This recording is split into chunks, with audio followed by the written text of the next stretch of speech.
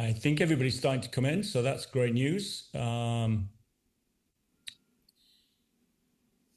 Wherever you are coming in from, I see maybe over 100 coming in right now, so that will hopefully keep climbing. I'm going to share my screen, guys, and sort of stop sharing and start sharing again, but just to give you a little intro before we say hi to Stefan.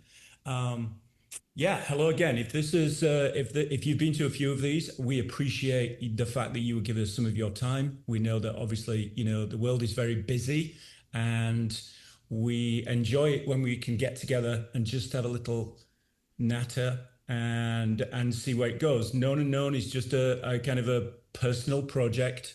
It's not an agency. I love to say what we're not. We're nobody's agent.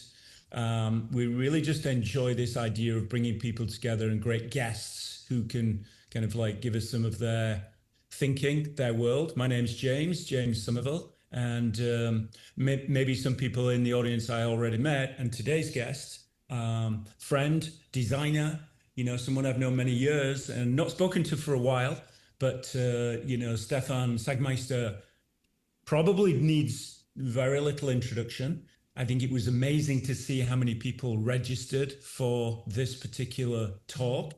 And we're now in a world where we can just do that, right? We don't need a stage. We don't need to travel. We don't need a huge, theater of some description. So I'm going to try and stop sharing and say hi to Stefan. Good morning, Stefan. Hello, James. How are you?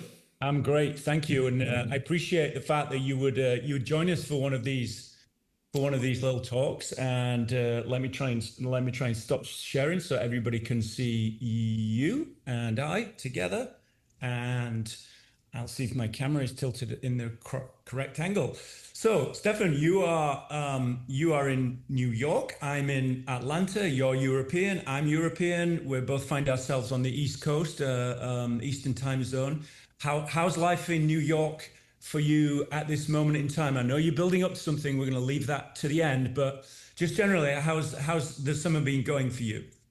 I think it's great. I love being in New York, in specifically in the city in the summer. I don't mind the heat. On top of it, pretty much everything is air conditioned here anyway, so the heat is quite short term. I love being here. I love, really taking advantage of on the weekend of the many offerings in the museums. Basically, I have a partner who loves to do the same. So most weekends we are out seeing shows. And right now, it was fantastic to see that the Cooper Hewitt is back from its slumber and is doing very good exhibitions. It seems like we get a design museum back, which, was not that much the case for a very, very long time. So I love being in New York in summer. The one disadvantage, I would say, that New York is getting more and more expensive, got another big push through the pandemic, which isn't that much a problem for me because I'm established, but it's definitely a problem for younger people trying to move here. It's, if you're not in tech or in finance or have significantly wealthy parents, it's very difficult now for a 20-year-old to come. Outside of that, I still think it's a fantastically exciting city.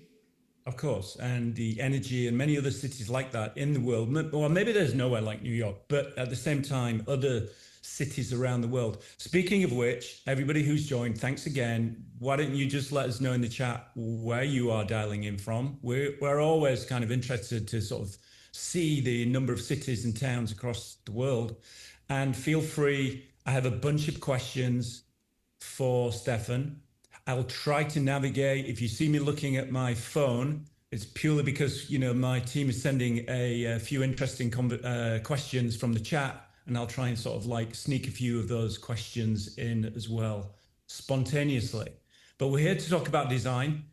In many ways, and Stefan, I've read many things on you, and we've had conversations I've heard you talk that design is a language. So in many ways, everybody on this call could be, we speak different languages from where we're based and where we grew up, but in many ways, the language of design is a common way to connect everyone. Do you still see that as being a language, Stefan? And to get straight to it, when technology can fluently speak that language, what happens to the designer of the future? Well, I'm glad you're mentioning this because I think the insight that design is a language is very, very much at the basis of everything we do in the studio. And it really was the basis that allowed me to say, okay, if that is the case, why do I, until that point, only do promotional and advertising things? I would never learn Spanish, which I'm doing right now, and have the idea, okay, now that I know some Spanish, I'll only talk in advertising and promotional terms. And so that really allowed the studio and myself to do all sorts of other things, like, create exhibitions, films, things around pools of subjects that we're interested in. And that's very, very much the basis of the studio right now. We don't do promotional or advertising work, not because I hate it, just because I felt I've done enough of that and wanted to move on. But back to the core of your question, I think that when it comes to technology, yes, it can sort of speak the basics of the language, but not the interior, not the juicy bits. Mm-hmm. And if I look at designers in general, I always felt, since the very, very introduction of desktop publishing, that we as a profession tend to use technology to make things faster and cheaper, and often not for better. This was the case with the introduction of the computer, it was the case with Photoshop, and it's very much the case what I see now with AI. That we're kind of doing the same thing that we could do before, but now can do it faster and cheaper. And it's just an area that never really was of big interest to me. Like, I would be much more interested in using that technology to make it better, more interesting, to do things that we couldn't have done before. And I'm pretty sure we're going to get there. Mm-hmm. Right now, I think we're still stuck in the slop area of this new technology, but I'm pretty sure we're going to get out of it. So do you think that the designer of the future needs to learn, you mentioned a couple of things there, obviously from our days, it would have been freehand or early Photoshop and, and today it's more AI tools, platforms, Canva, who knows what's next, versus sure. The skills that are required and should be taught at design school are storytelling, empathy, feelings, beauty, or the technical side of our world is more important? It's a lame answer. I think it's probably both. Mm-hmm. Like, I do believe that skills like curation, ethics, thoughts, what should we do, why should we do them, for whom, are super important and at the central of what it means to be a designer. Like, there is an argument out there that says we probably should learn less from the Bauhaus and more from medicine, where you have long internships, real thought about do no harm, real thought about ethics.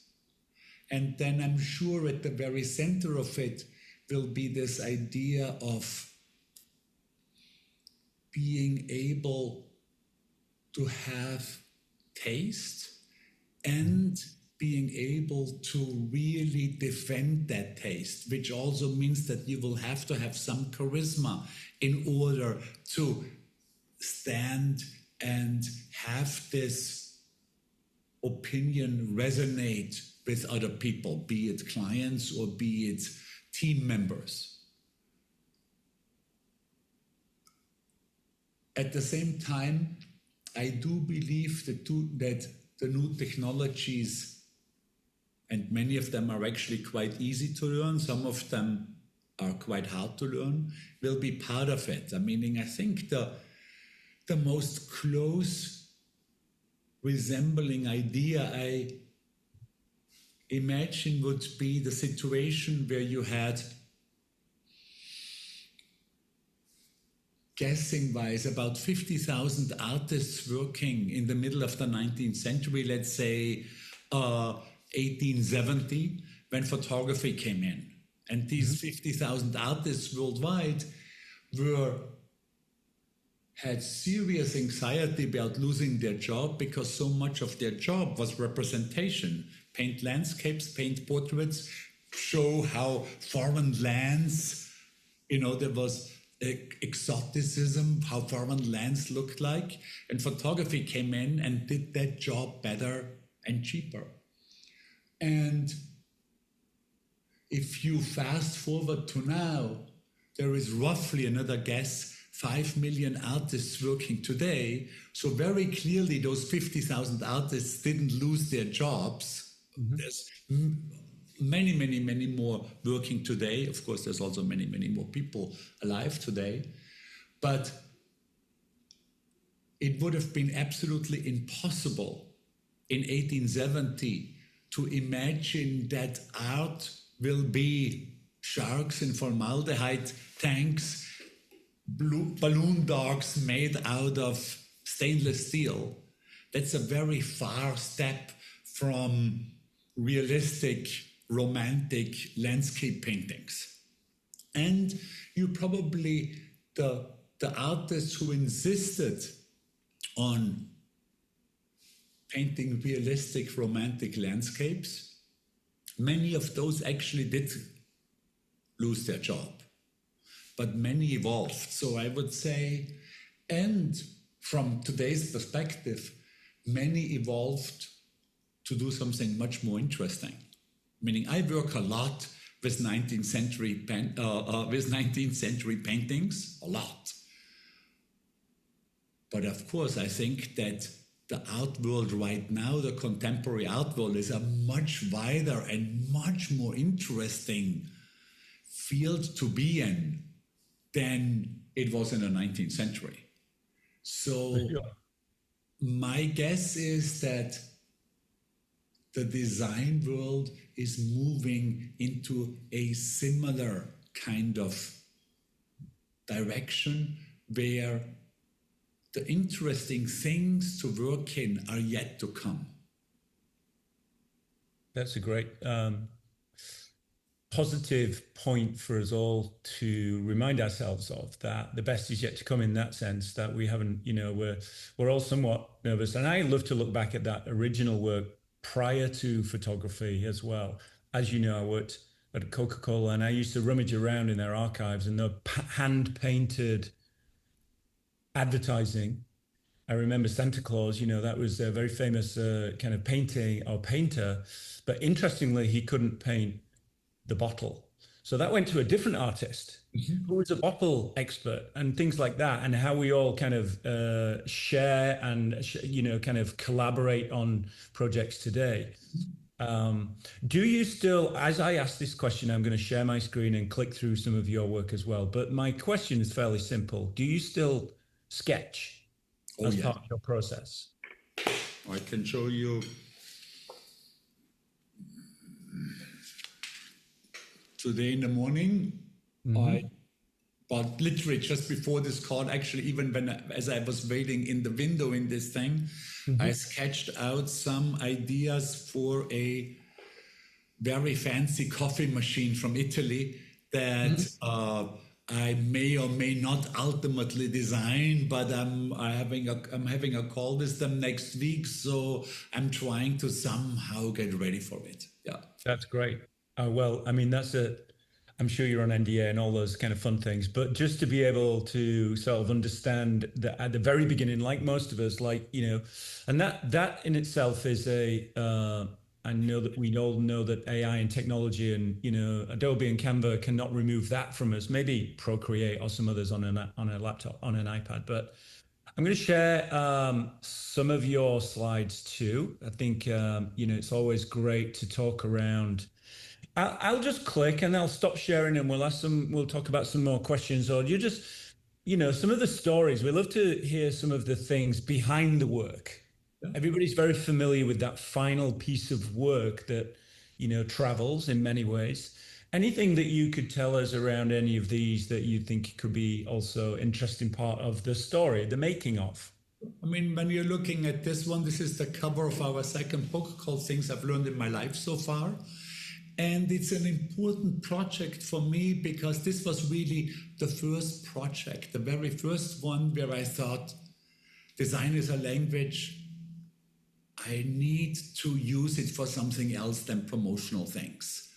And when we, at that time, this was after the first sabbatical, got surprisingly a couple of jobs in, it was two at the same time, that led us basically an unbelievable, for us, unprecedented amount of freedom. It was a French billboard company. They owned the billboards. They said, do something on the billboards, whatever. And there was an Austrian magazine that had hiding pages that also said, do something. And this presented a great problem to me because I wasn't used to that. Like normally you get a brief and you work along that brief and you try to achieve an outcome, and do something left me with a big white canvas on billboards and in magazine double pages. And I stood in front of that canvas for a surprisingly long time. I remember at one time I thought maybe I should just run portfolio pieces, old pieces, and they would have been fine with that, both of those clients. And then that just seemed so lazy.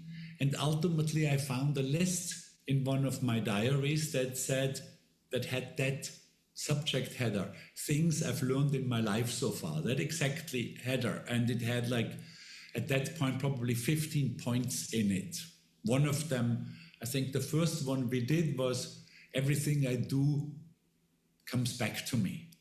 And we thought, let's do that in some sort of elaborate, interesting typography that leaves things open for interpretation.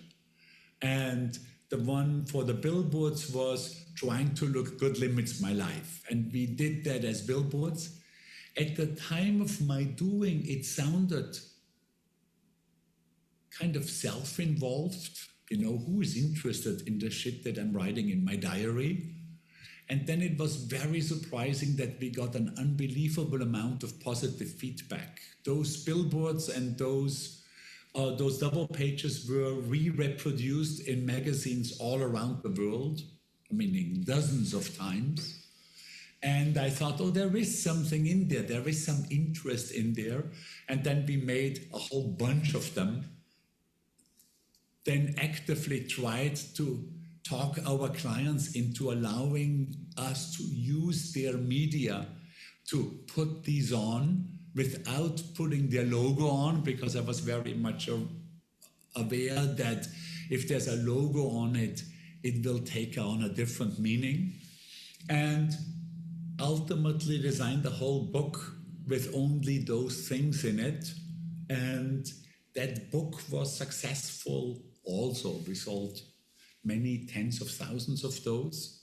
It just was a very, very satisfying project, and it proved definitely to me and the studio that design is in fact a language. You can talk personal things with it, and it opened the door for many of the other projects like the doing an exhibition on happiness or one on beauty, or the one that I'm preparing right now about long-term thinking. So it literally, I think, looking back, it was a pivotal project for the studio because it really opened that whole other world up to use it really as a language in its most basic way.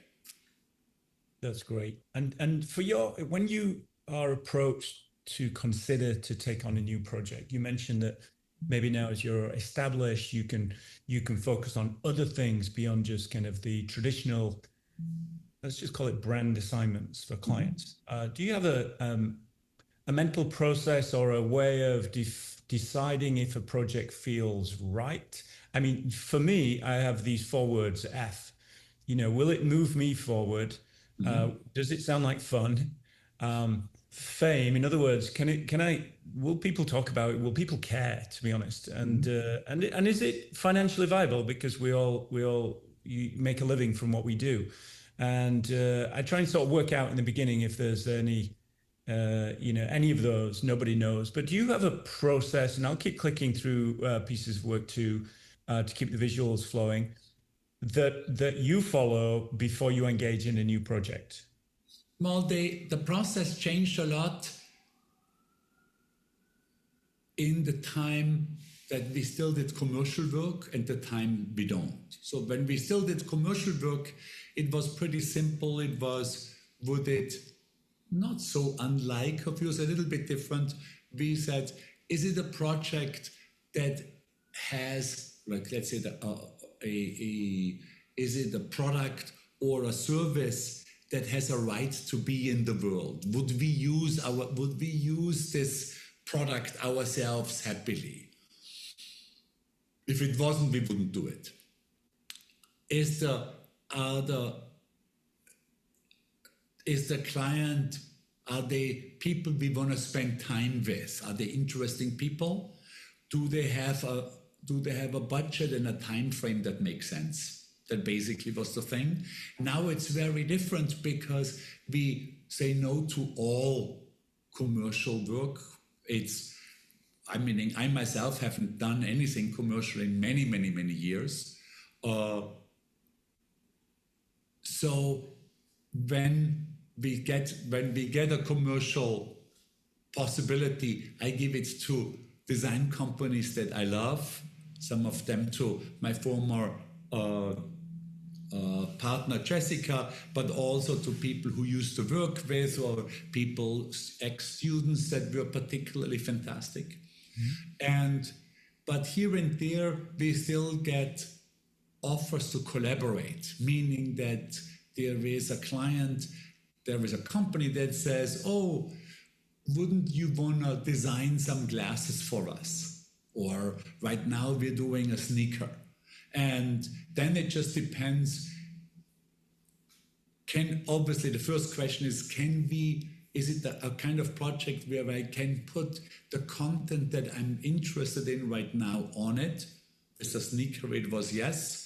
And it was a small German sneaker company that makes those sneakers very carefully by hand in Portugal, in small batches. So I can tell that they're also interested in making a sneaker that probably lasts longer than your average sneaker, so it would work well with our overall long-term thinking theme. And of course, I can say yes. But very recently, we had a fashion company ask us from Europe to do a collaboration, and I did.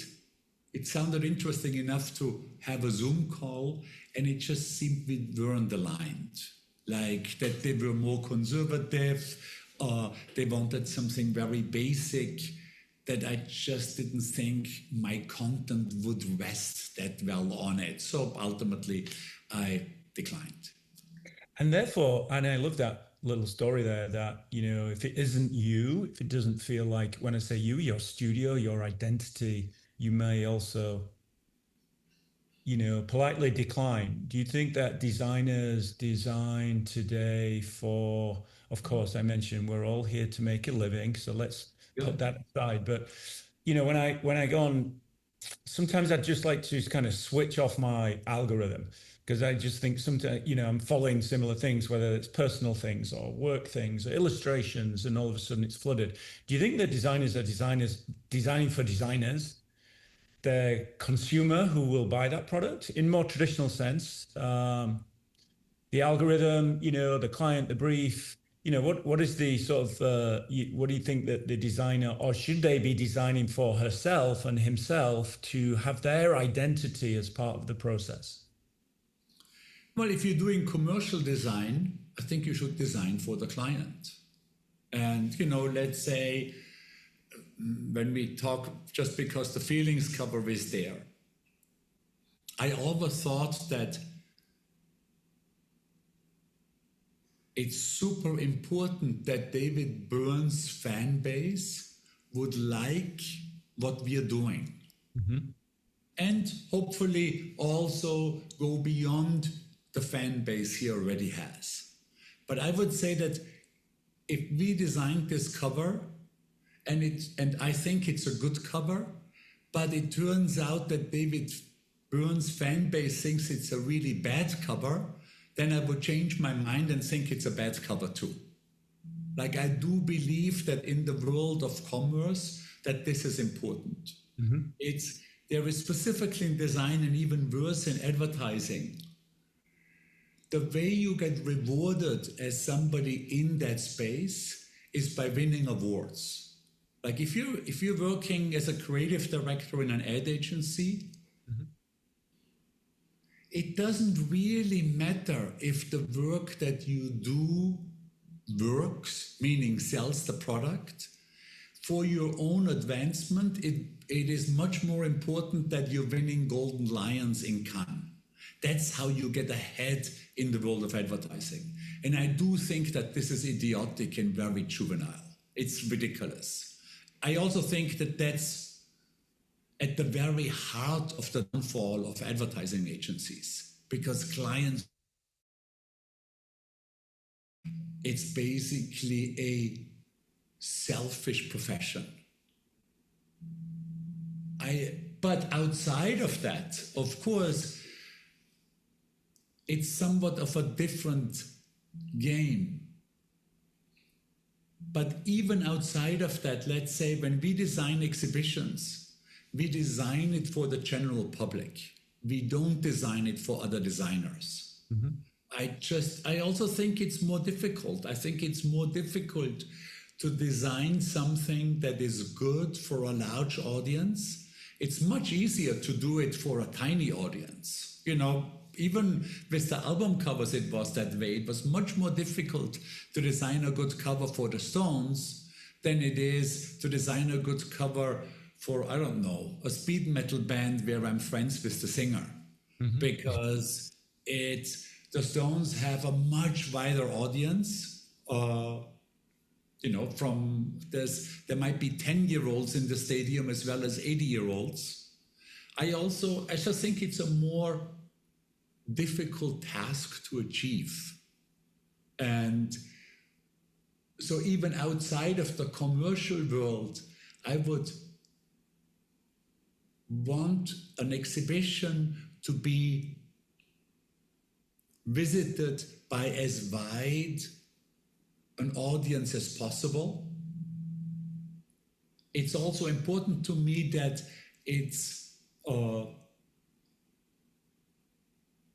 that the exhibition has impact, and of course that is mostly possible if you also have large audiences. And of course I want them to be, and that's the tricky part, to be as good as possible, and that combo is very difficult to achieve. But I can say I never had any aspirations to become a designer's designer. Mm-hmm. I actually think that there is a small part of this world that is interesting. there is a larger part of this world that's actually quite boring. Like I've seen so many design books that were clearly designed for other designers that just weren't very interesting. I notice online there's a kind of a trend of whenever there's so my beverage for today is this root beer. I don't know whether you've seen this. If you're in the US, you're probably familiar with A&W, a classic. I'm not a root beer guy, but I'm trying it. And so when you think about sort of iconic brands that get refreshed, so they've been in our life most of our life, and then there's this kind of onslaught online as to whether they like it or don't like it, and let's fix it and let's go back to what it was. And so there's this kind of like, tsunami of comments. But as you mentioned earlier, what was the purpose of the redesign? Was it to grow the business or keep the designers happy in a way? So I do see that as being a shift in how design shows up, and then is either thumbs up, thumbs down. It's like a Caesar kind of moment in the Colosseum. Meaning I always stayed away from commenting on other design companies' rebrands efforts, because in almost all cases, I don't know the brief. Mm-hmm. I don't know what the goal was. So I don't know I don't know much about the process. I know specifically, and you would know this much better, with very large companies, that process can be very difficult and convoluted. There's many departments who might wade in. So not knowing all of this, I always stayed away from commenting on it. Mm-hmm. Yeah, I had a great chat with Paula Scher a couple of months ago, and she said at one point the Citibank logo she sketched famously on a napkin. I think it probably took her 20 seconds to sketch it, but 2 years to sell that logo into the organization, leadership, and for it to become a real logo. So that process of, getting a project over the line, and the number of hoops that one has to jump through in these kind of larger organizations is incredibly complex sometimes. The idea itself is very simple, but the execution and the approval is very complex. 100%. Yeah. I have a question from someone hopefully in our audience, Guy Manga. So hopefully I've got your name pronounced. Guy, thanks for in Sao Paulo in Brazil. Thanks for custom lettering. So check out Guy's work if you can find him on Instagram. Loved looking at your work, Guy. The question for Stefan. If you were starting out today, Stefan, how would you go about it? Would you go to college, or would you start your own studio on, let's say, learn from the real world versus the more academic as a designer? And this is pertinent to me because I've got a 19-year-old and he's kind of at that crossroads as well. Well, I think the fantastic situation that you can find in college is that you will meet a whole bunch of like-minded people. So I learned much more from my fellow students in art school than I did necessarily from the professors. And so I went to art school. I even did, because I had gotten a scholarship, I even did a master's degree in communication design. So I loved art school.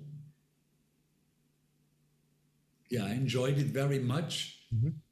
So I couldn't really speak against it. At the same time, if you look at the situation in the United States, where you wind up with many people wind up with significant debt after art school because it's just so expensive to go.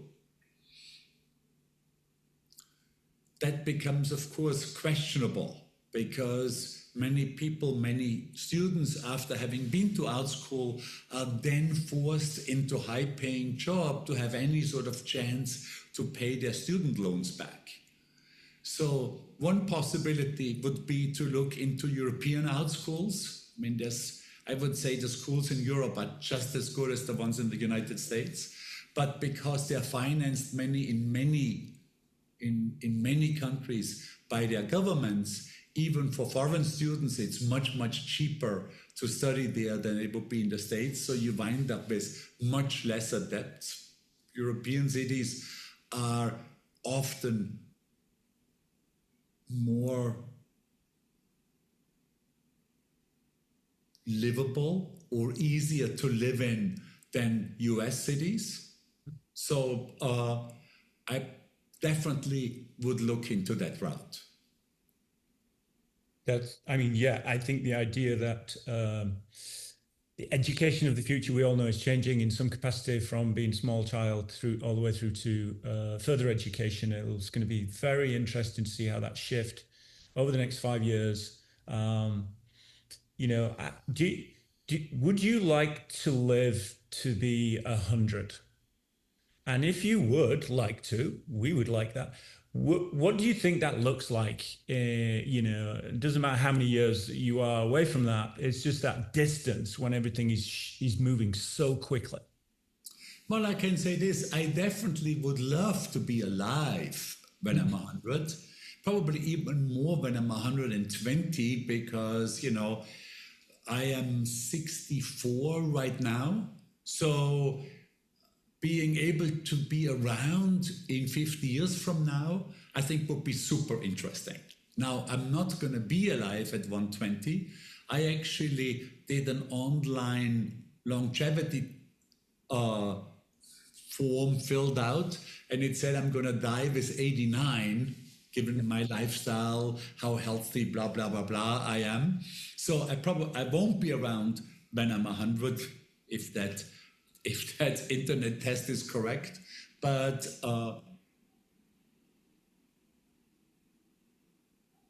I'd love to simply from being interested in how it all develops point of view. Having said that, I'm completely fine with the fact that I'm 64. So I'm luckily quite healthy, and it's amazing to me that in one generation, in a single generation, how much change in our physiques we were able to achieve. My dad with 64 was really an old man. My granddad was ancient, was teetering. So it's just amazing to me that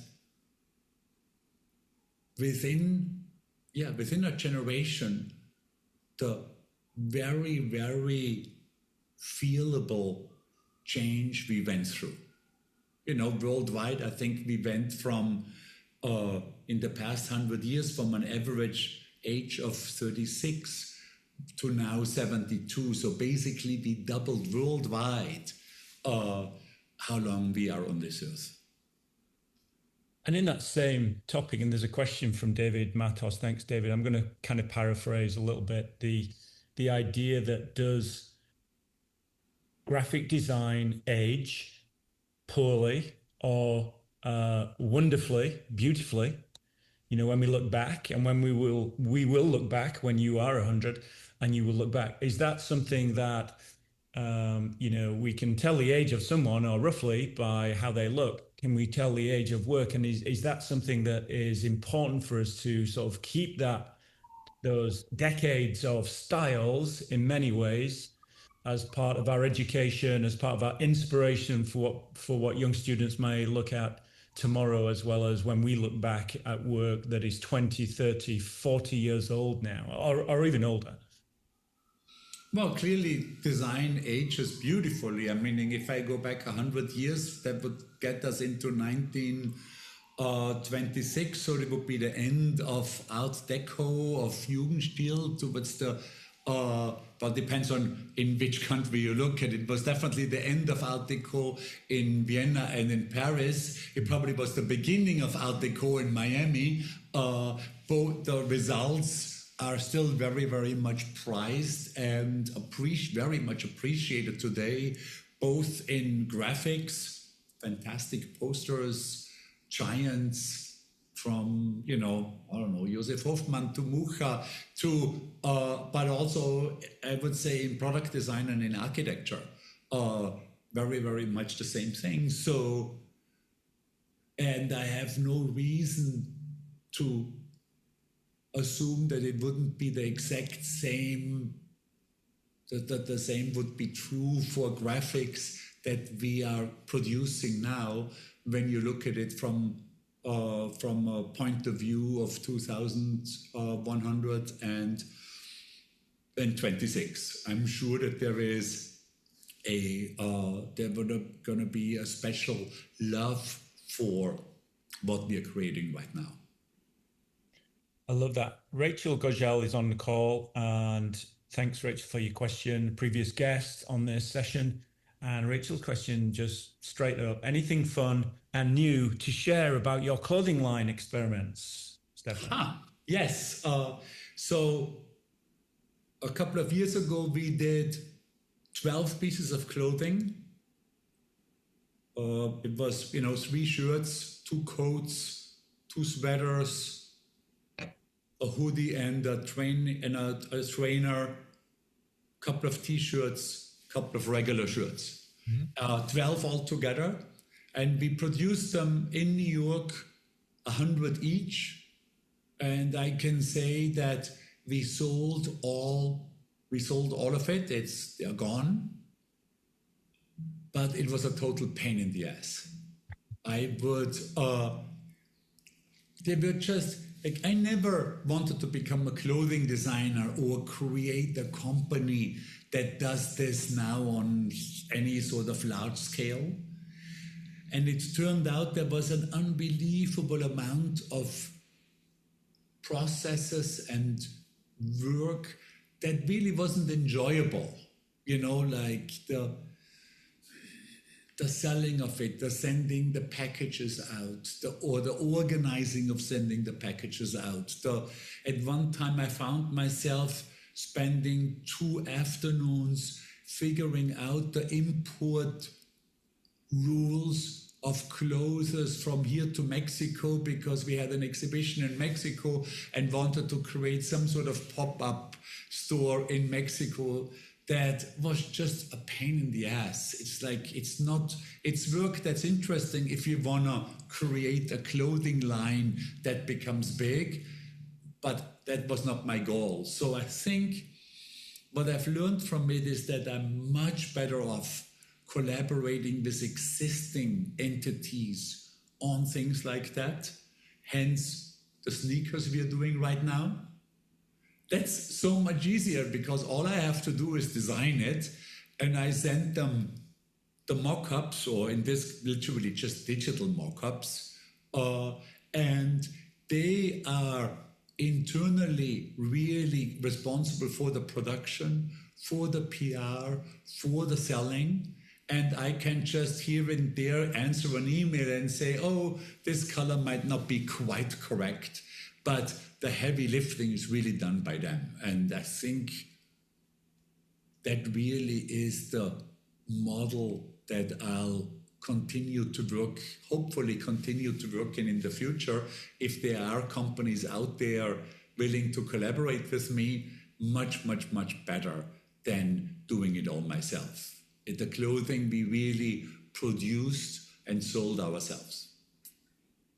That really, there's something interesting here happening, and a couple of projects you've mentioned, even the coffee machine, right? None of us went to school to, well, certainly, unless you're an industrial designer, but as a graphic designer, or you studied communication, and now you're going from a sneaker to a physical space, an exhibition, potentially a clothing line, potentially not. You know, a question from Tameen Sankari. Hi, Tameen. And it sort of taps into that. Do you actively seek out new skills and techniques through this level of collaboration in your work, or do you prefer to stay in the areas that you know so well? So, as you mentioned on the clothing line, lots of processes in that whole kind of, like, you know, production that we're not familiar with. But if you collaborate with someone who does understand that, it makes it a lot easier. So is that a comfortable stretch for you, as long as there is an expert that would understand how to make the coffee machine. You're doing the sketching. They'll do the engineering and the build and things like that. It's exactly like that. Yes, I would say I'm on one hand absolutely interested in going into new directions, and if I have a subject,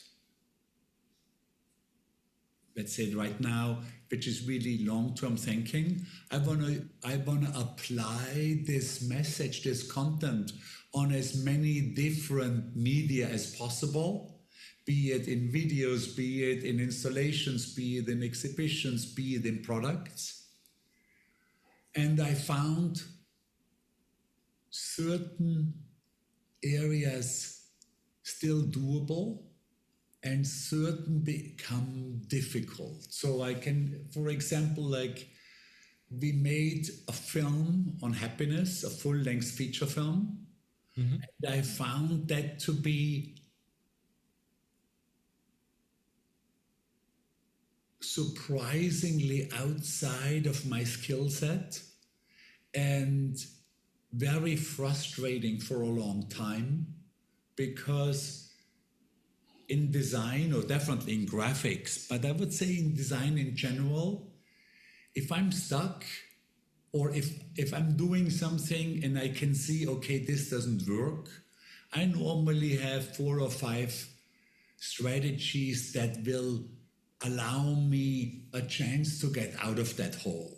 Mm-hmm. In film, there were many, specifically when we edited, there were many times I was in the situation where I could say, okay, this sequence doesn't work, but I didn't quite know how to make it work. And that's very frustrating. And so ultimately, I tried long enough that I did figure out how it would work, but it was heavy lifting. And so I probably would say there are certain areas. Let's say if a client would come to me and say, can you build a house for me? I probably would stay away from it.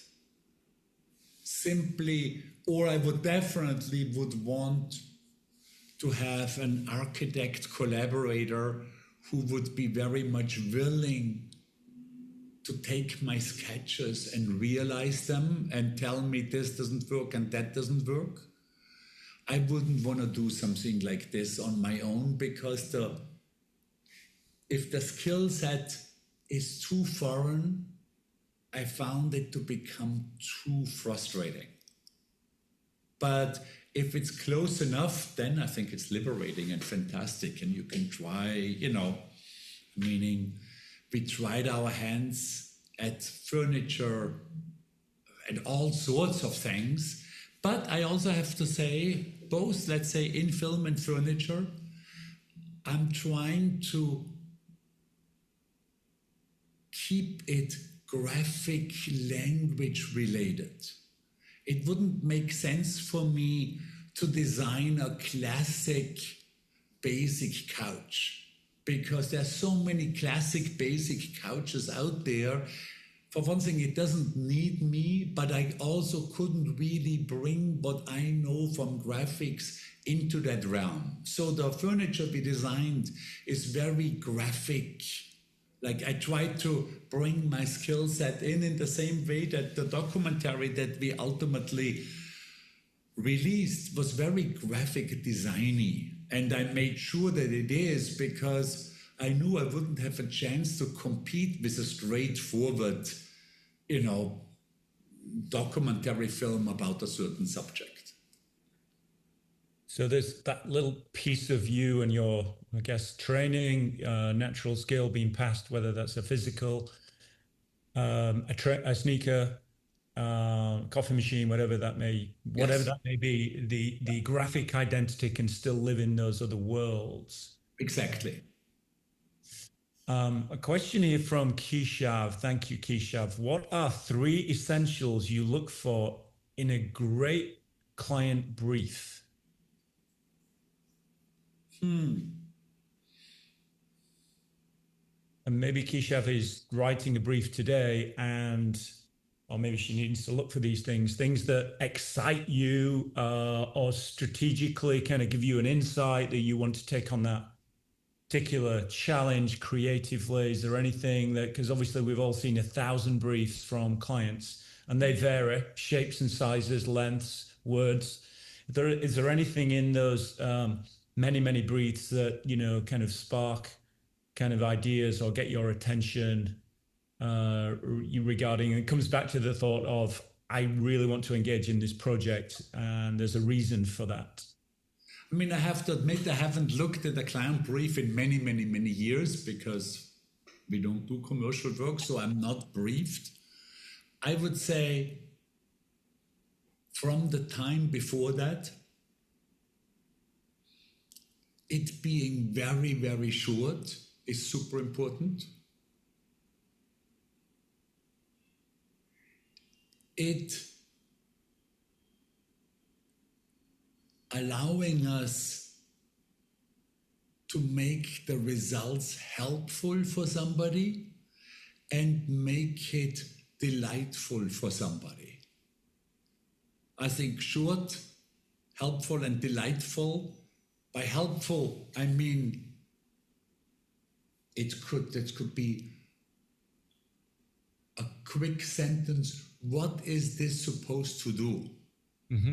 Like, is this supposed to sell more of this? Explain that. What is it? And then it be open enough that the way it does it is actually enjoyable for somebody who sees it. I think that would be it. I like that. I left this picture up because I guess if a brief could be on one side of even this business card or playing card, where that would that would, you know, rather than a 30-page brief or something like that. But I think it's a good question, and the art of writing the brief, you know, understanding that you're not really taking on any kind of commercial work at the moment. Let's. I know I'm looking at the clock. We've got about 8 minutes. I want to touch on a couple of things before we wrap. We only use 1 hour of everybody's time. Famously, you have this. You take a sabbatical every 7 years or so, and that's you're in a position now that maybe you can also do that. Not everybody's in that position to be able to do that. And I just wondered if there's one, how does that, you know, the motivation behind that, which I think that story's been told, but kind of like refreshers on the thoughts behind that. And what could others do to theoretically have that digital detox, I guess, in a way, that time out, that sabbatical, without the investment of a 12-month period, but to come back somewhat refreshed and recharged? Well, the reason to do it was because I felt the work was getting repetitive. And I thought that I needed to do it. I was scared shitless. This was probably the biggest hurdle I had to overcome when it came to fear in my career as a designer. And it proved unbelievably helpful, because if I look back now, most of the work that is dear to my heart, or that I think, oh, this was meaningful, it was good that we did it, came out of thinking from the sabbaticals. We did the work during the regular studio time, but the thinking of it, the reason we did it, including the book we talked about, Things I've Learned in My Life So Far, solidly came out of thinking from the sabbatical. So if you think how important that is, most of the projects that I think were meaningful would have never seen the light of day without the sabbatical idea. And then I want to talk about a second part where you say most people are not in the position to do it. And I would challenge that. Mm-hmm. And the reason I'm challenging it is because I did a talk once at a big conference at TED, and that, like most TED Talks, about the sabbatical. And like most TED Talks, it had millions of views. So if I go back to TED now, or even sometimes at other conferences, quite often people come up to me and say, you know, I saw your talk and I did a sabbatical. So of course I asked them, how was it?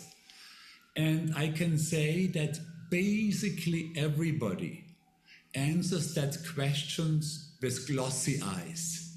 And the term best thing I've ever done in my life is used almost always. And I've now talked to over 100 of people like this. And when I ask, so what do you do? Or what did you do when you did the sabbatical? It literally comes from all walks of life. It's people with families, without, people who worked at large companies, at small, people who are rich, people who are not rich. It's, I think, and I've seen now a number of people that I know very well. My partner did her first sabbatical last year. I think by far the biggest reason why people don't do it is fear.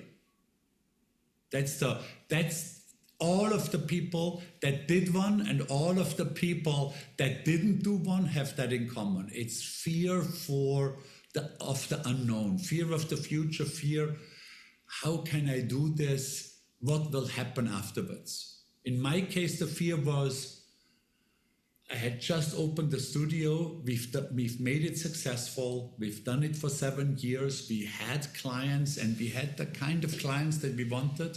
I thought we're going to lose them all. I thought my parents had a store. So I thought my parents will think this to be very unprofessional. And I thought the design community and specifically my clients will think this being very unprofessional. And none of these things happened. It was in my head. None of these things became true. But I'm not in a position to give other people advice. But from the people that I talked to that did sabbaticals, I can say 100%, all of the people that I talked to had an incredible experience and thought it was a life-changing event. There's also right now, strangely, there is a Harvard professor who wrote a book on sabbaticals, and he also incorporated my talk in some way or another. So if you want to read more about how to do it, check out that book. I think there's a lot of people on this call making a mental note of the possibility of doing this, given your experience and how many people you've affected or at least encouraged to kind of consider this. A wonderful way to kind of reset and rethink. Couple of minutes left. Finally, something good. Would love for you to share with us the new exhibition that's coming up. Where, when, how can we all engage and maybe just kind of share where you are with it and when we're likely to be able to access and see this?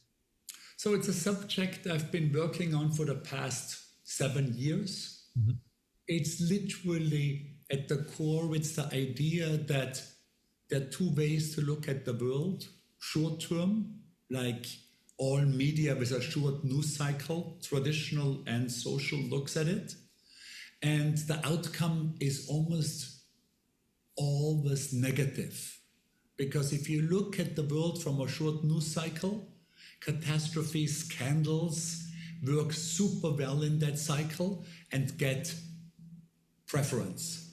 There's another way to look at the world from the long term, 10 years, 100 years, where you get the exact opposite view of the world, where almost everything comes out positive.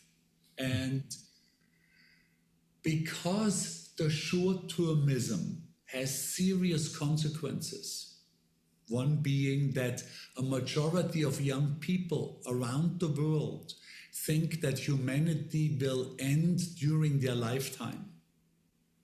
Another would be the MAGA movement in the United States, where if the majority of voters think that everything is shit now and it used to be so much better, that's when Make America Beautiful Again can become powerful. So there's serious consequences to this very, very short-term thinking. And I'm trying to create as much attention as I can through, in one direction, this exhibition, that there is another way to look at it. If you look at human development from 100, sometimes 200-year point of view, almost everything is positive. I give you an example. Let's say if we look at almost every day, definitely every week, if I read the New York Times, I will read something about how democracy is in danger. And that is absolutely true if I look at it from a decade point of view. Worldwide, democracy is now doing worse than it did 10 years ago. If I look at the same subject from a 200-year perspective, 200 years ago, there was a single democracy, the United States. 100 years ago, 16. Now there is 86. We live very, very close to the most democratic the world has ever been in its existence. And both of those views are true, but we tend to only see one. And the other, the long-term point of view, is super important because in many, many, many ways, we live much richer, much more livable lives than we did at any other point in human history. And just as important, we already solved many serious problems that needed to solve that should also give us some sort of reassurance that the big problems that we have to solve right now might not be as unsolvable as they seem to many of us. And so the exhibition, called Finally Something Good, really concentrates on many data points in many different directions, be it health, be it democracy, be it the environment, be it violence, and shows that in many ways we are better off now than we were in the past. But the ultimate aim of the exhibition is to give some sort of force and hope into a direction that allows us to tackle the many problems, the biggest, of course, being the climate catastrophe, the deaths of species, that urgently do need solving right now. Because I do believe, I'm a big believer that social change is made happen through negative and positive reinforcements. And right now, we tend to have mostly negative reinforcements. And if it is true that we change through the stick and the carrot, this exhibition is trying to give a little bit bite of the carrot because we get plenty of the stick from all media. And I think that idea of being able to look at, the world over 100 years or 200 years, as we mentioned at the beginning of the call, maybe we'll live to 120, that positive outlook over that period of time is incredible. When does the exhibition, when and where, is it online, is it physical? Just so we can finish on that particular note to know exactly where we could find this particular exhibition. So it's a physical exhibition. It takes place, the first big iteration of it is in Paris. Mm-hmm. It's at a place called Gaieté Lyrique, which is an old opera house, very much in the center of Paris. It will open on October 14th. In the evening, general opening on October 15th. I'll do a talk on the 17th of October there. And the exhibition will be in Paris for a long time. It's a very big exhibition. It's 10,000 square feet, 1,000 square meters. It will be in Paris, I think, until May, and then we'll move on to Germany, to Frankfurt, where it might be even bigger, opening, I think, around June of 2027. And then we'll see. I definitely am interested for the exhibition to travel to other places, also other places, other countries. We already have a date in the United States as well, but it will be in 28. So we'll see how that all develops. Amazing. Stefan, we had probably knocking up on to 700 people registered for this Zoom call.